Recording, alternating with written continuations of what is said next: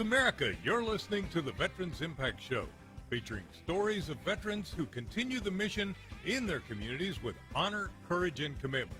Brought to you by Fairway Independent Mortgage Corporation and the Texas Veterans Chamber of Commerce. Hi, you're listening to the Veterans Impact Show. I'm Jim Blythe, U.S. Navy veteran, certified senior advisor. We're sponsored by Fairway, and we're sponsored by the Texas Veterans Chamber of Commerce. My sidekick, my partner in crime and or evil, is out of town working with the Texas Veterans Commission. That's Chuck Wright. But today I wanted to do something special, because if there's ever a period of time of uncertainty and consternation for veterans, for seniors, for everybody in our nation, welcome to 2022 March. The Ides of March are with us. So I met a fabulous guy. I think I found myself a new brother to learn from. Tim Snyder, welcome aboard, buddy. Good morning, Jim. It's good to be with you. Thank you. And you are an Army brat. You grew up in the military. I am. My family's all Army. My dad is buried at Arlington National Cemetery in Washington, D.C. My grandfather on my mom's side was an Army doctor in the Second World War. Best friends with General Nuts McAuliffe, who taught our entire family how to play cribbage. Just so, I thought I'd share that with you. Yeah. It does raise my social position in life. And then my dad's dad was a retired lieutenant colonel. He was in several different battles during the Second World War, including Battle of the Bulge and other things, infantry officer. And he, at the end of his career, was tasked to the State Department. And then he retired and then, moved to different places. But I grew up Saturday nights going to the officers club, so I learned my manners. When I first met you, I was impressed, and if I'd have laid down $5 and said you were an ex-officer, I would have lost. But you've got all of the countenance and the bearing and the attitude. Did your childhood, did your background motivate you to your education and all of the things that you do as a specialist in economics? Yes, sir. Absolutely. That was, I'll tell you, you had to find your place in this world, and that's one of the things that growing up in a military family does, is it teaches you about finding your place and hard work and respect and order. And I've lived in a very disciplined family. I will tell you, when I graduated from college, I went to work for a brokerage firm. My very first client, very first customer at Dean Witter Reynolds, it's not even around anymore. It's folks, if you watch the movie Pursuit of Happiness with Will Smith, he was going through the Dean Witter training program in San Francisco, and I went through that program. But anyway, my first customer was my dad's former commanding officer, General Lyman Limnitzer, who was the chairman of the Joint Chiefs at the end of Eisenhower and the beginning of the Kennedy administration. Of course, remember, they all resigned. But General Lim called me one day and said, Tim, I want you to come to Washington. We're going to have lunch at the officers' mess at Fort Myer. And I said, yes, sir. And I'm telling you, I don't think my back is unwound from that. It was the most intimidating type of conversation I ever had. But yes. Some of those men, I've met many admirals, I've met many generals. I've got some great friends that are flag officers. But every once in a while, you'll run into somebody of the old school, and that's the way you feel, man. You sit up straight, yes, sir, no, sir, eye contact. It's important in communication with all levels of people. But you have degrees in economics. Where did you go to school, and what degrees did you get? I started at Texas Tech. Well, I started at Texas A&M University. Kind of a funny story. I was thinking I was going to be a veterinarian. I love animals. I love raise cattle and love to have fun with my cows and my horses and all the fun stuff that you can have. And I went to school, and in my very first semester, I made a big old 2.8 GPA, and I thought, well, hey, I'm doing all right. Things are going to grow, things are going to get better, and I'm going to be in wonderful shape. And I got a letter from the dean's office to come see him. So I thought, wow, he's going to pat me on the back. So I decided I'll go see the dean, and went in and sat down. He goes, Tim, how are you? I said, Dr. Sutter, I'm just fine. He says, good to see you. I said, yes, sir. He said, I just have one question for you. I said, what's that, Dr. Sutter? He said, what are you going to do with the rest of your life? I looked at him. I said, well, I'm thinking maybe I might want to do large animal, that kind of stuff. He goes, no, son, no. I'm talking about now that you're not in the veterinary program, because anybody that's going to be a vet that goes through this program at Texas A&M has a 4.0 every semester, and you just blew it. Whoa! So I said, well, he said, but, I looked at some of your scores and some of the things that you do. I think you'd be good in economics. And so I thought, well, that's something, okay. So I got into it and ended up being connected with a professor. He was from Iowa State and then Texas A&M, and then he moved to Texas Tech.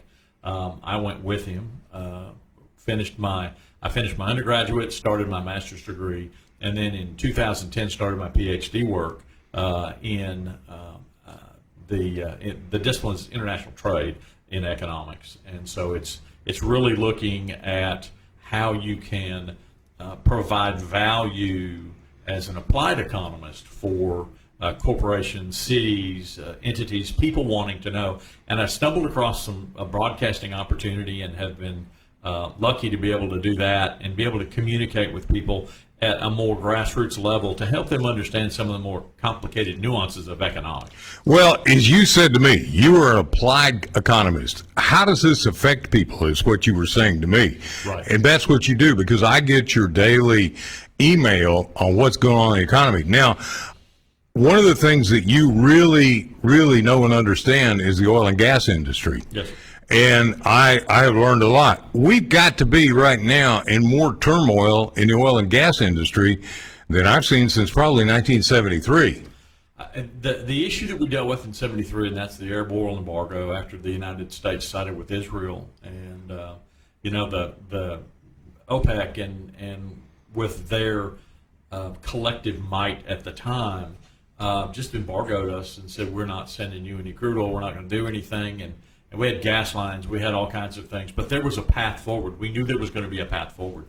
The thing that concerns me today, Jim, is that we don't have necessarily that definable path forward, because we have an administration right now that, and I mean the entire administration, most of the Democrats and some of the Republicans that don't want to see us move forward in fossil fuels, which technically is the lifeblood. It's the currency that actually makes our economy move. It touches every single life in this country and around the world, and we're beginning to see people understand this and awaken to this and say, well, I guess solar and wind can't do everything that we want it to do.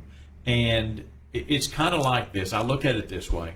A surgeon doesn't go into the operating room to do a heart transplant if the replacement heart is not on the table and prepped and ready to go. That's one of the biggest things that I have seen in where our government is right now, to reiterate the point you said. And this is something that I feel like we didn't have an exit strategy of Vietnam. We get into Vietnam with the idea we're going to stop communism, but we didn't have an exit strategy. We got into Afghanistan. We didn't have an exit strategy. I think that we have made some huge blunders by not having the forward planning and talking about what you're talking about. Now, when this administration came in, the first thing they did was they canceled many of the offshore oil leases, correct? Yeah, what they did is they put a moratorium on drilling in federal lands. Okay, the other thing is they stopped the Keystone Pipeline. Right. All right, you go from we were an energy independent, we were actually exporting crude, and our West Texas crude is one of the most preferred in the world. So the benchmark of West Texas crude, you're talking about the best. The oil that comes out of many other countries ain't so good. No. It can be real bad. So that's an environmental problem in itself. But you're sitting there and you basically have had a government intervention to totally change the whole thing under the auspices of we've got to go green. Well, there's no real plan other than, well, we're just going to get you up to $6, $7, $8 a gallon, and that's going to force you to go electric. Nobody thought about, well, how do we take care of the batteries? How do we take care, where do we get the energy that supplies? Because almost every major power plant in Texas is natural gas. That's a fossil fuel. That's correct. That is correct. So we've now got this situation going where we've had a 49% increase in the last 12 months, the last 52 weeks in oil. We've had about a 20% increase in the last 2 weeks. Yes, sir. 2 weeks. 2 weeks. Wow. So what we're seeing is a confluence of administration policy that's run amok without a long distance plan. I don't think it's a bad idea to go to more of a sustainable energy. But let me tell you something, Tim. I flew out to Lubbock the other day, and we flew back at night. And I saw these little blinking lights, looks like pin lights, all over. Windmills. Windmills. You know what? It was almost a dead still night. Now, there ain't a whole lot of solar going on at 8 o'clock and 9 o'clock at night. Right. And if the wind ain't turning, the windmills aren't turning. So that means that in order to maintain the grid, you've got to have the natural gas-fired generating plants. Oops. You know, there's two schools of thought here, and I'm going to give you two examples that tie maybe just a little bit better to what we're looking at. First off, you wonder why there's not a plan to continue to support the economy through fossil fuels. We have to have that. We don't, because this really isn't about changing from fossil fuels to wind and solar. This is an economic exercise to move assets, wealth from one sector of the economy to another sector of the economy. In other words, this is a redistribution of wealth.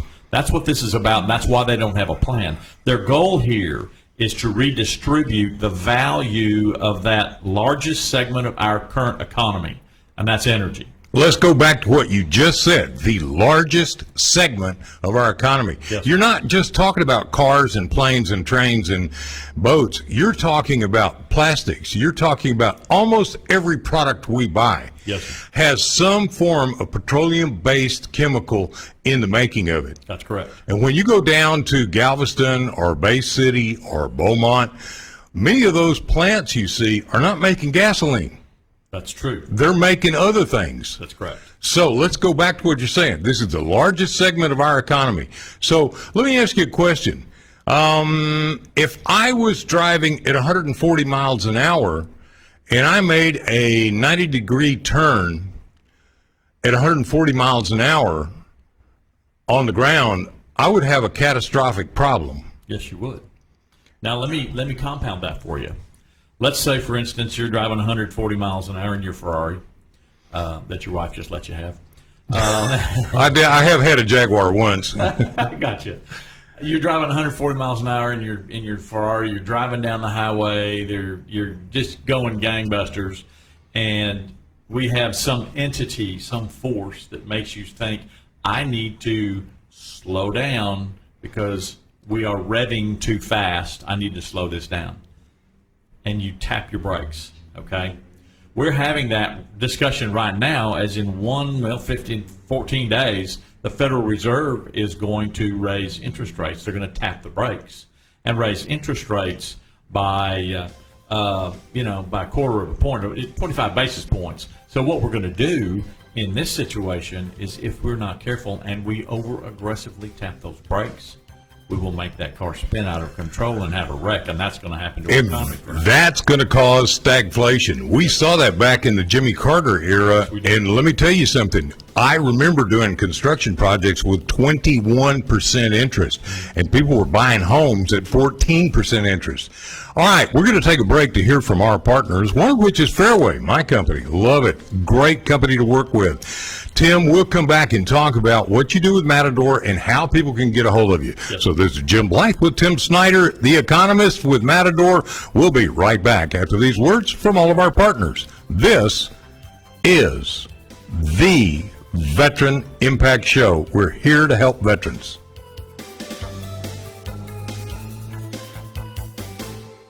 I was a junior in high school, and there was No a radio kidding? station. Yeah, there was a radio station in Seguin, Texas, and we had a rummage sale, and so I kind of got to do the advertisement for the rummage sale, and then I got to come on, and we had an auction. And don't give me a microphone in an auction setting, because I was off to the races. I'm telling you, I was having fun. You know, I learned, that's where I learned how to not use big words, because, you know, everybody started teasing me because I used the word stipulation. I still remember it. That's not a 50 big word. years ago. And Yeah. well, it was back to my high school group. Well, yeah, you're down in Seguin, man. Yeah, I get it. Tough. You know, Tim, I think it's funny you said that, because I started radio when I was 16. Right. With a friend of mine, and we started doing it and practicing. And I had a friend on the old, one summer I worked for a station in Dallas that was the old elevator music station. And I helped him cut commercials, and we did things, and he went to WFAA, and I was with him in the studio and did some of the WFAA, and which was the ABC affiliate, I think, at that time. Okay. He went on to be one of the best program directors in the United States, to be the top Billboard magazine top program director of the year in 3 different mediums, which was, nobody had ever done that. So I'm jogging, and I hear Michael on the radio, and I go back and I called him up, and, hey, Michael. And he's like, where have you been? And I said, man, alive, let's get together. And so then they started a real estate show. And because I was at a real estate background, had my broker's license, was a commercial developer, I go on the radio on KRLD, which is a CBS affiliate. Right. And I was like, I'm having so much fun. And I'm basically the anchor of the show with another guy named Chuck Dennis. And we had a ball. We had a great good time. Mm-hmm. And I just, one thing right after another. But I did Armed Forces radio on the aircraft carrier, the Oriskany. And I loved it. And that was entertainment. You know, that was rock and roll. Sure. And one of the funny things is I cranked it up. I got all these rock and roll records, because everything prior to that was symphony, Hollywood strings, Sing Along with Mitch. You know, I knew Lawrence Welk like you wouldn't believe. On an aircraft carrier, the average age is about 20. Yeah. And so I cranked it up, and the phone rings in the studio, and I picked it up. Here we go. All right. We'll tell that story later. You bet. Facebook, stay with us.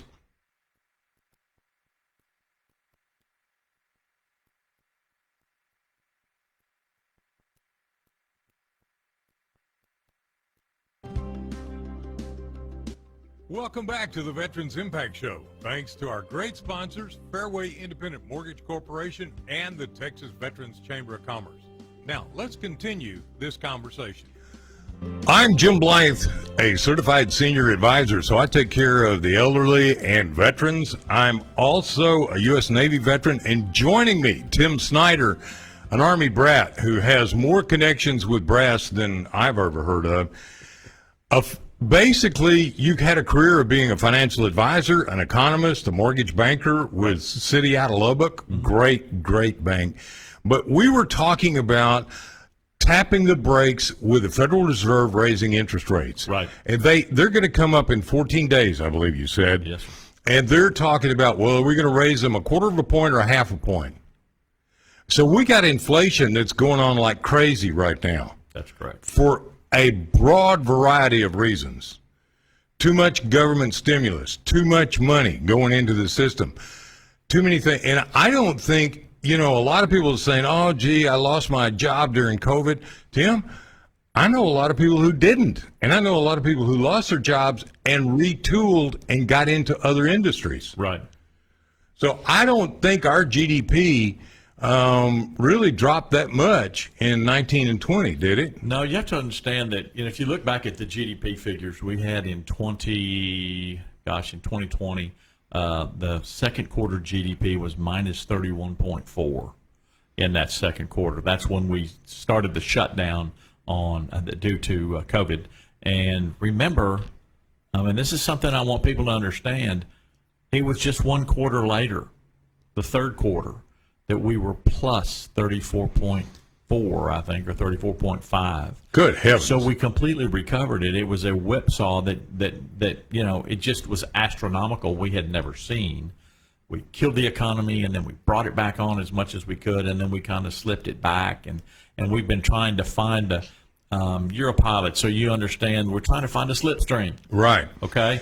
And we missed our slipstream, and that's what the Federal Reserve has done with us right now, is we've missed our slipstream. We made the analogy earlier of driving in your Ferrari at 140 miles an hour. How about my Beechcraft at 190? Yeah, well, you can't see it in the air as much as you can on the ground. But as you sit back and look at what's been going on, the Federal Reserve should have made a preemptive move earlier, maybe at least a year ago. I'm thinking the beginning of Q1 2021. We should have at least tapped a little bit to help kind of gain a little bit of control on that economy, okay? But they did nothing. They continued their it's technically a quantitative easing program, because what they were doing is taking Federal Reserve assets, actually the assets of their member banks, and going out and buying bonds, and they were buying a lot of mortgage-backed securities and those kinds of things. And so they were tying all these things in, and they weren't backing off. They were continuing to push more money into the economy. Okay, I think we had unrealistically low interest rates. Very unrealistically low. For too long. Yeah, take a look at the 10-year Treasury. And it just did some jumping around yesterday, from what I understand. Yes, it did. So we've had politically motivated, unrealistically low interest rates. But then we've had a supply chain problem. Mm-hmm. Then we've had a production problem. Then we've had now your oil and gas problem, which is the largest segment of the economy. All of a sudden, everything is turning upside down. It's moving faster, and instead of me being a pilot at 190 miles an hour, I'm a pilot flying a plane that's doing 1,000 miles an hour.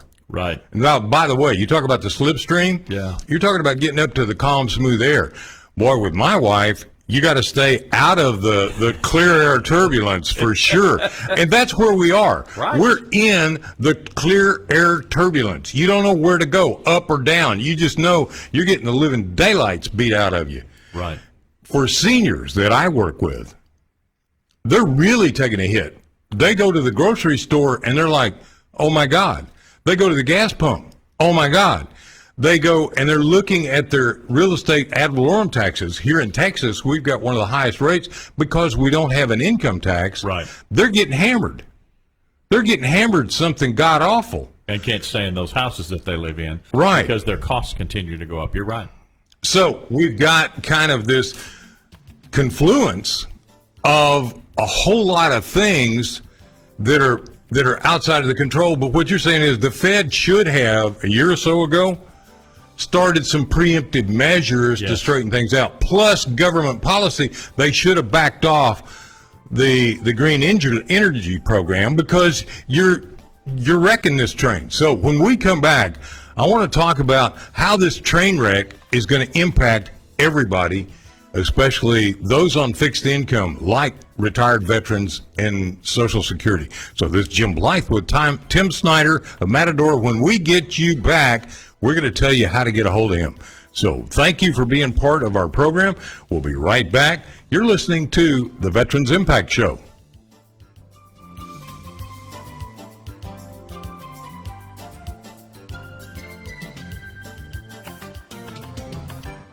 Lubbock. Oh, good. Yeah, and he married one of the most beautiful women I've ever seen in my life. I mean, she looks like she's 35 years old today, and she ain't there.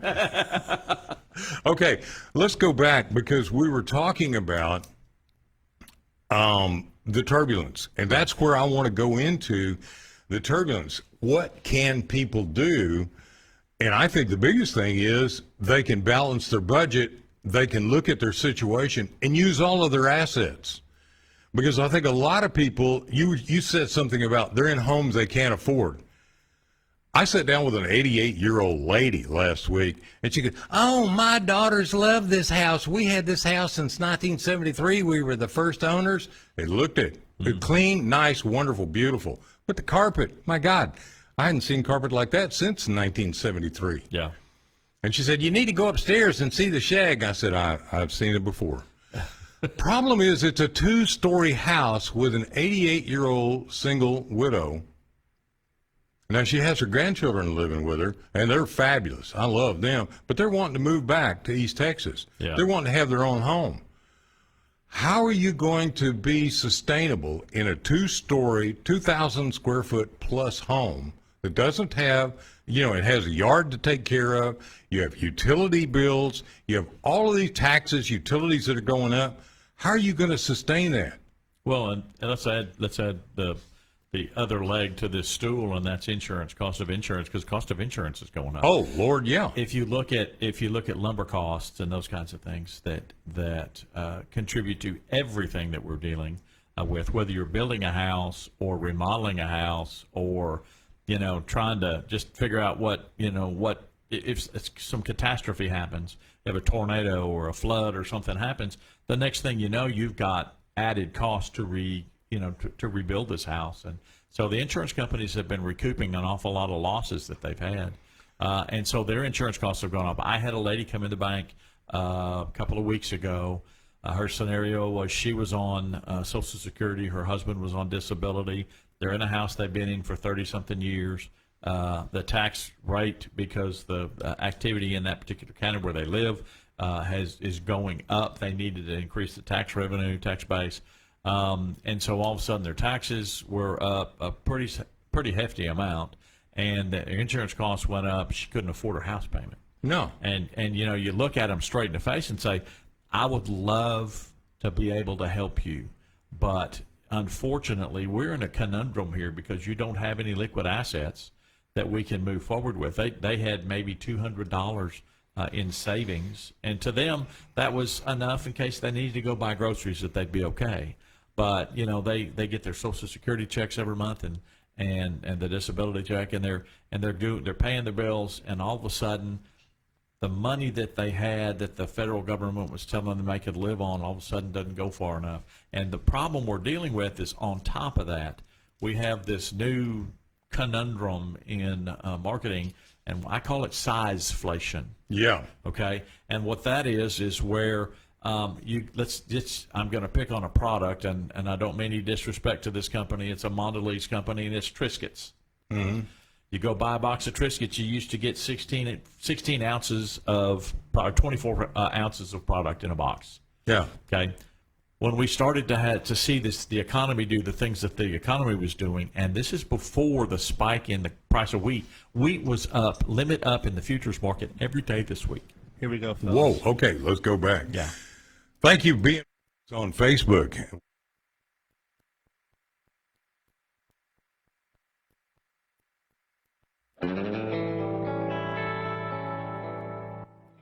Welcome back to the Veterans Impact Show. Thanks to our great sponsors, Fairway Independent Mortgage Corporation and the Texas Veterans Chamber of Commerce. Now, let's continue this conversation. Hi, Jim Blythe again, U.S. Navy veteran. Joining me, Army brat, Tim Snyder. Tim, how can people get a hold of you? Where can they find you? They can go to my website, which is www.matadoreconomics.com, or they can send me an email at tim@matadoreconomics.com, and I can put you on my daily commentary list. I write a daily commentary for energy and macroeconomics, and that kind of talk about where things are going from that standpoint. We also look at the metrics for the industry themselves, for the energy industry. I look at the oil and gas inventory numbers, the price of gasoline retail. We look at the Baker Hughes rig count. We look at a number of things, imports, exports. We're still exporting crude oil. So there's a lot of numbers, a lot of things that we put together. I actually started this for a group of students that I had out at Texas Tech, and And what we were doing is we're educating them about what goes on in energy and how to be a good energy engineer and those things. But what they weren't teaching them was marketing. They weren't learning how to buy and sell and trade crude oil, and that's a very big, important deal. Natural gas as well, gasoline, those things. So upstream, downstream, midstream, we involved all of those. One of the biggest things that a lot of people don't realize is the airlines, obviously, they fly on fuel. They fly on jet fuel, which is basically slightly refined kerosene. Yep. I fly on 100-octane low lead. The price of that stuff has gone up so much. But for commercial airlines, they buy in the oil futures market to be able to hedge their bets. Right. And right now, I'd be willing to bet, you're talking about being in turbulent air. They're getting it. The other thing that you mentioned while we were talking with Facebook, and thank you for being on Facebook, and thank you, John and Gayla, for being there, and my other friends. Thank God I've got an audience with the people I love. So it works. It works. So here's the big thing. You said the wheat futures prices have gone up every day. Limit up. 75 cents a bushel every day this week. So there is a limit on how much it can go up. And so it's going up the max, 75 cents a bushel every day? Yes, sir.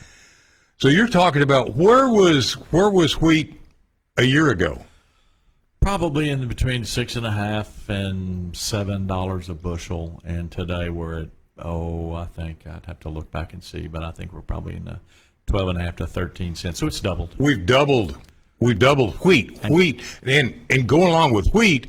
I haven't looked at the corn futures, and corn produces a lot of products besides popcorn and corn we cook and eat, corn oils that are used. There's a lot of these vegetable oils, soybean oil that's used in lubricants that people don't know about. High fructose corn syrup, a sweetener. Yes, a lot of those things. So all of these things have doubled in the last year? Yes, sir. Wow. So we've got this inflation for any number of reasons, but it doesn't look like that the things are in place to cause it to readjust back down because of the energy policy that is put on us. And then a lot of people are claiming, well, truck drivers don't want to drive anymore. You know why, Tim? Many of them are independent, and they got to pay for that diesel fuel. That's exactly right.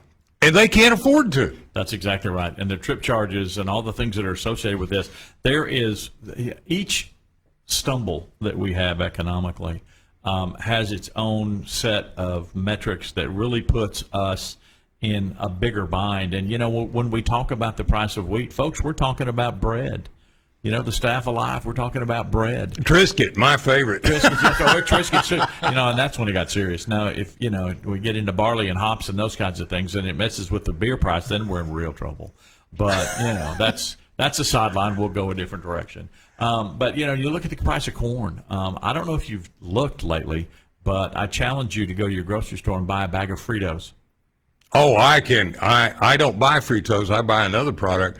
That is a plant-based product, but is slightly different. It's more, shall we say, keto type friendly.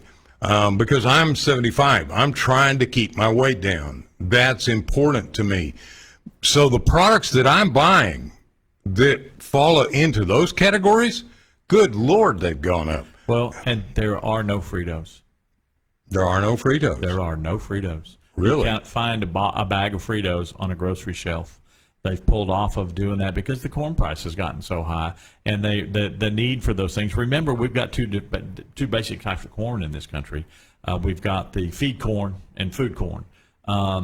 Food corn we use for the Tostitos and those kinds of things. You might still be able to see a bag of Tostitos. You won't see regular Fritos corn chips. Because it's just too expensive to make them right now. It's not going to happen. You look at so many of the products that we're used to buying at the grocery store. I mean, we talk about wheat. Let's say just a simple, and I said this yesterday on another radio show. So one of the things that we look at is, we've gotten away from eating Kraft macaroni and cheese. But I can tell you a year ago, a box of Kraft macaroni and cheese, because my grandkids love it, it was $1.25 a box. I went to the grocery store the other day because my grandsons were going to spend the night with me, And I went and bought a box of Kraft macaroni and cheese, the small box, the little box that used to be 69 cents a box. It was, last time I paid $1.25, it was $2.49 for that box. And so, folks, the people that live on fixed incomes, forget about paying your bills. We're not going to be able to feed them. They can't feed themselves. These are real issues for your veterans and for your senior citizens. Tim, as a certified senior advisor and a specialist in elder care lending, yes, sir. When it comes to residential, obviously, nice way of saying reverse mortgage lender, but the people I sit down with, and do you have a 5-year plan? And they look at me like a deer looking at the headlights. And we go through their budget, and they go, I can't do this. Now, I have seen in the past people who had Social Security disability, which is ridiculously low, eating cat food. Not able, and I'm not joking, not able to buy groceries. I've had people not able to get the prescription medicines. Right. And we have, thank God, they owned a home and they had a lot of equity, so we were able to put a program together for them. 95% of the Americans today entering retirement do not have anything but Social Security. 95%. And basically, the average Social Security in the United States is $1,400 a month. Right. When you have a married couple, and maybe they're doing okay, and one of them's got $2,000 a month, and the other one maybe's got $1,700 a month, and they've got no house payment, all of a sudden they're doing great. They're not now, and especially if one of them becomes either disabled or goes to be with the Lord, they're in a world of hurt because they lose that lesser of the two Social Security. Could you live on $2,000 a month? So one of the things you talked about in the housing, which is my area, I'm seeing interest rates go up. I'm seeing house prices. Steve Brown at the Dallas Morning News said we'd had, and correct me if I'm wrong, about 18% inflation each year in the last 2 years, and they're predicting that in the future for this coming year, 2022. Agreed. Without a doubt. And even if you tap the brake with interest rates and you raise interest rates, there's people with so much cash that they're buying them left and right. That's true, and that's part of the conundrum we're dealing with right now, specifically with older citizens in their homes, because we've got to take away an additional option that they may have. For instance, let's say they've been in their home. The house is paid off. All they're paying is taxes and insurance, and they can't afford that. Now they're in a mess. They think, well, first blush, they think, well, we'll just take some cash out. We'll do a cash out refi. Well, I'm having a hard time on the mortgage side looking at this. We can't qualify them because they don't have the income to requalify for that home to make that payment. So now we take that off the table. That's why what you offer in terms of a reverse mortgage, really, that does give them an option. It gives them an opportunity to try to get to the goal line. But the thing that flips this pancake over, back on the other side again and starts to make it burn is that we have incomes in this country are out of this world. We have people that have significant pockets of assets that aren't playing the markets right now because the markets have scared them out, but they're looking at the options that they have. We see astronomically high home values here in this country. A city of Dallas up 20% in 1 year. We've got hedge funds that are buying these things, bidding them up by 10, 20, 30, 40, 50,000. But here's the other thing. Do you know who one of the biggest landowners in the United States is? Jeff Bezos, some of the other people, they're buying hard assets. That's why the hedge funds are buying hard assets. So my next question is, because I ask this all the time, we have a housing bubble in terms of price, and we have a tremendous demand here in the DFW area because we've got great tech jobs. My goodness gracious, this community is unbelievable compared to many. Correct. So if I sold my house that was built in 1973 for $500,000, I got $500,000. Where am I going to go? Yeah. I mean, you got to go Greenville, Texas. You got to go Roy City. You got to go way past. You got to go way out. And then one of the things is I just closed a deal in Lubbock with this wonderful Native American Indian family. Right. And they bought a brand new house. I got news for you. That brand new house would have been about the same in Dallas in terms of if you adjusted the lot prices. Right. And you go, whoa, well, wait a minute. It costs the same to build that house. The difference in the two is the lot price from Lubbock to Dallas. Right. But Lubbock, while it's got great employment and it's a great city, it ain't a Dallas. No. This is one of the largest economic engines in the world is right here. And it'll keep moving that economy forward in the local area, which means that the land is worth more than the home. And it's a significant asset. That's why we're seeing so many. I will tell you right now on my desk, I have 15 new construction loans on my desk. That's the highest number in anybody in our company. That's unbelievable. But one of the things we're also saying, wake up, smell the roses. Right. That farmland that's out there is being bought by speculators, and many times it's taken out of cultivation and production. Yes, and it's being put into just an investment strategy because they don't want it making money. That's true. And so what's going to happen if more and more of our farmland is taken out of production and put in the hands of speculators? Well, what ends up happening is you don't have the food base that you had, and we're not able to be the country that feeds the world, and that's what we've done in agriculture for so many years. And again, agriculture is driven a great deal by fossil fuel. If you can't, okay, right, your fertilizers, right, your tractors getting out there, you're doing it. The ability to provide all of that, as well as out in West Texas, you see, as you're flying over it, you see these big circles. Right. That means that there is a well on there pumping water out of the ground. Where does the energy to come to pump that water out of the ground? Well, in West Texas, most of it's natural gas, believe it or not. Oh, yeah. You know. So what we're talking about is a little bit of everything. That is too much salt, too much pepper, too many this, too much that all of this together, not one thing like we saw in the savings and loan crisis, not one thing like we saw in the mortgage crisis, not one thing like we saw in the 73 oil embargo. Exactly. We're seeing everything. Right. Okay. And historically, when you have that situation, it takes a lot. It goes to stagflation. It goes to inflation. Then historically, because we saw it back in Jimmy Carter's era, it takes a lot longer to recover. You said it. We recovered COVID in 30 days.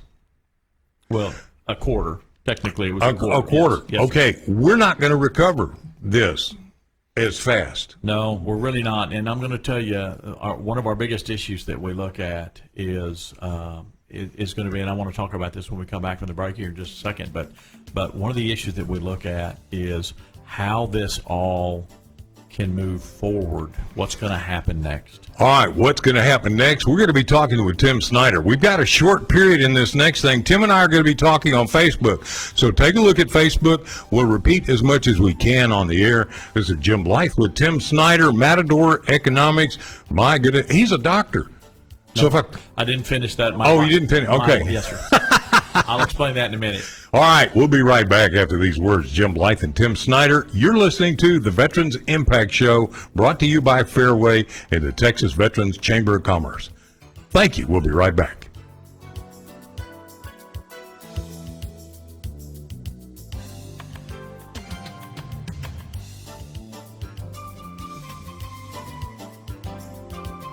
Went to Dallas Theological Seminary because a friend of mine was a retired Army Colonel chaplain, and it built this program in Christian leadership.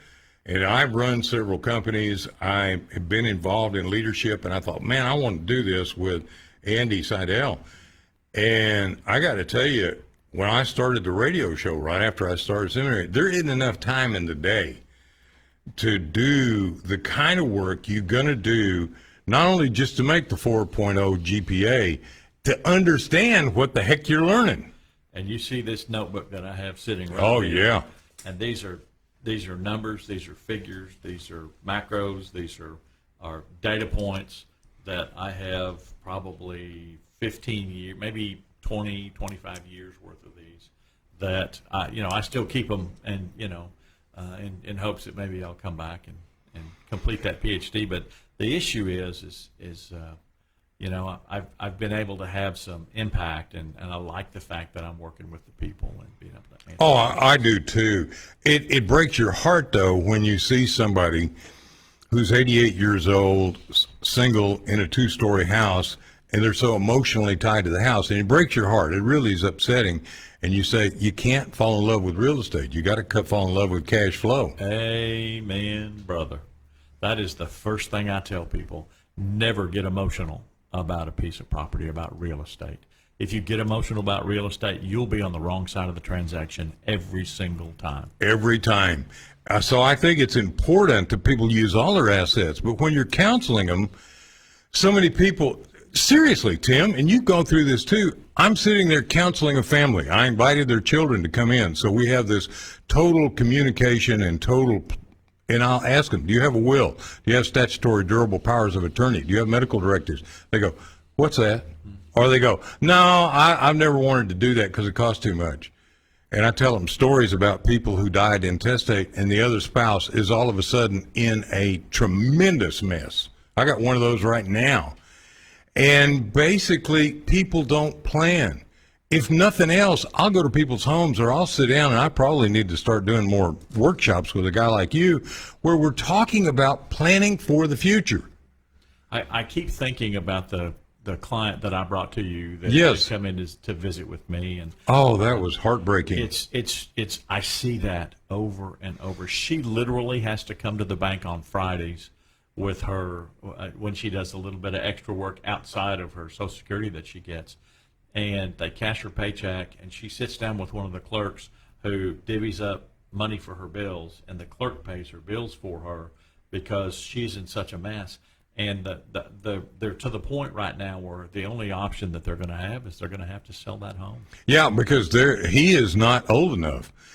And she's on Social Security disability, but she had a great job, and she lost her job during COVID. Right. Tim, how many people do we know, and I've dealt with a whole lot of them, that were in their 60s and 70s, had great jobs and careers or great businesses, and it folded? Too many. Too many.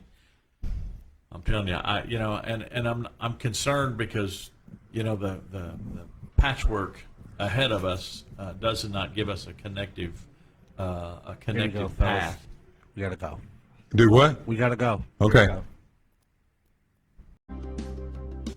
Welcome back to the Veterans Impact Show. Thanks to our great sponsors, Fairway Independent Mortgage Corporation and the Texas Veterans Chamber of Commerce. Now, let's continue this conversation. Jim Blythe here with Tim Snyder, Matador Economics. Again, give out your website where people can find you. You bet. It's www.matadoreconomics.com. It's MATADORECONOMICS.com. All right, so what we've been talking about, economics, what's going on right now, what has happened, and to sum it all up, where are we going? Here's the issue. We have let's start and let's kind of segment these things and make sure we understand where we're going. We have a federal government that does not want to continue in fossil fuels. So we have legislative pressure. We've got a Secretary of the Treasury, Janet Yellen, who used to be the Fed chairman, that's putting pressure on the Fed chairman to create a disincentive for companies to do bank business with oil and gas. That's number one. We're talking the federal, Which oil and gas is the largest sector of our economy. All right. Well, I'm sorry. free sector of our economy. Used to be healthcare, but remember the federal government took over healthcare. Yeah. So now we're in a situation where they're looking at distributing the assets from one segment of the economy to another segment of the economy. We tear open the borders of this country so we can have more citizens come in, and they consider them a citizen. We don't maybe not consider it a citizen, and we talk about protecting borders and doing those kinds of things. And it's once again the federal government saying we're making choices here, and we're making these choices on your behalf. So We also have the federal government saying we can't drill on federal lands, and 25% of the land here in this country is owned by the federal government, and we have significant resources, oil and gas resources on federal lands. So these are issues that are causing some problems. We can't keep up. When we were in 2014 and 2008, the last two economic conundrums that we had, and that included energy, we were able to work ourselves out of this because we had a government that said, okay, go ahead and drill and do what we got to do so we can rebalance that price of gasoline back down, bring crude oil back down. That happened in 2008. That happened in 2014. Today, we don't have that option. The government's not saying this to our industry. They want to crush fossil fuel. Yes, they do. Okay, so you got fossil fuel, which affects every aspect of our economy and our life, from food to clothes to toilet paper. You can't hit, as I said before, an airplane doing 200 miles an hour, 140 miles an hour. You can't do a 180-degree turn or a 90-degree turn without tearing the wings off. That's right. And that right now, with the policies that we have, and I'm not trying to be political, I'm just stating the facts. Right. The policies we have are set for destruction.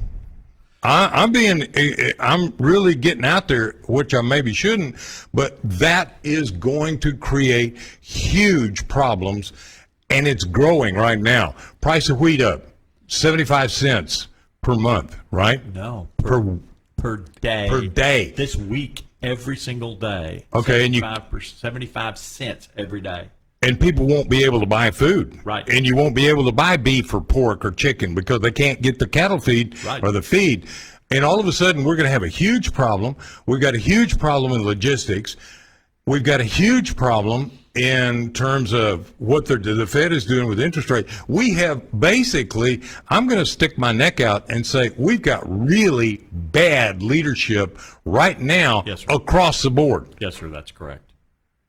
And that's a frightening situation because it's going to impact you and me and everybody disastrously, especially to the people that we love to work with, which are the elderly and the veterans. All right, Tim, I want to thank you so much for being on board with me. If you want to call me at 214-502-4600 or you want to look me up on jimblythe.net, I can help you and I can connect you with Tim. I want to say a quick prayer. Lord God, thank you for men like Tim Snyder who watch what's going on and educate us.